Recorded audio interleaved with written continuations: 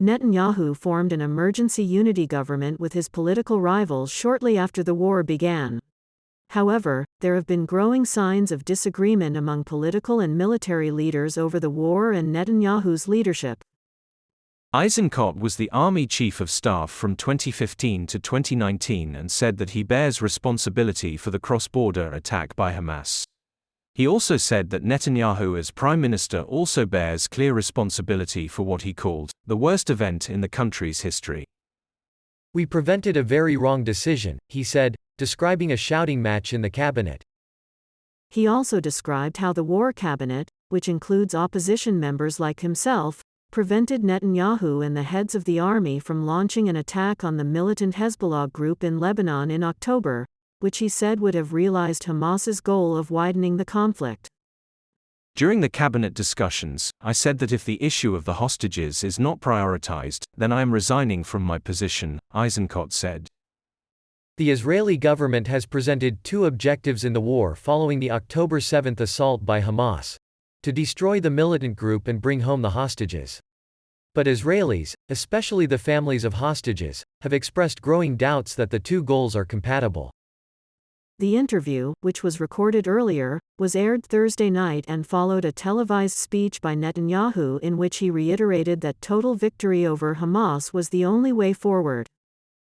"I think we need to assert that it is impossible to bring back the hostages alive in the near future without going through a deal," he said.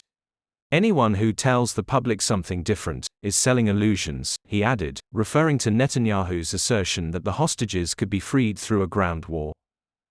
Gadi Eisenkot, a retired general whose own son was killed in the Gaza Strip, told the UVDA show, Israel's equivalent of the CBS program, 60 Minutes, that he did not trust Prime Minister Benjamin Netanyahu to tell the truth and that the more than 100 Israeli hostages still in Gaza could be brought back only through a deal with their captors. At least 24,762 people have been killed in Gaza and 62,108 wounded since the war began, according to the Gaza Health Ministry. Israel estimates that about 1,200 people were killed in Hamas's October 7 attack. Mexico and Chile referred the situation in Gaza to the International Criminal Court for investigation over the latest escalation of violence, particularly against civilian targets, and the alleged continued commission of crimes. Last week, Israel defended itself at the International Court of Justice against South Africa's allegations that it is committing genocide in Gaza. A member of Israel's inner war cabinet criticized Netanyahu's approach to the war in Gaza. Gadi Eisenkot, a former army chief whose own son was killed in Gaza, said he did not trust Netanyahu, and argued that the remaining hostages can only be returned through a deal with Hamas.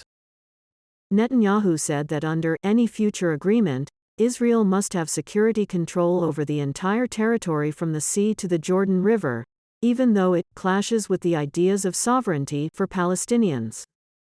Kirby responded that the United States and Israel obviously see it differently, noting that, "We're not going to stop working toward a two-state solution." The Houthis attempted attack late Thursday on a U.S.-owned tanker followed another round of U.S. strikes targeting Houthi anti-ship missiles.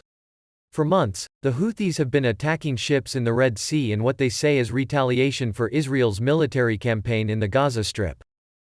National Security Council spokesman John Kirby said the U.S. strikes will continue for as long as necessary to disrupt and degrade the Houthis' ability to continue to conduct these attacks.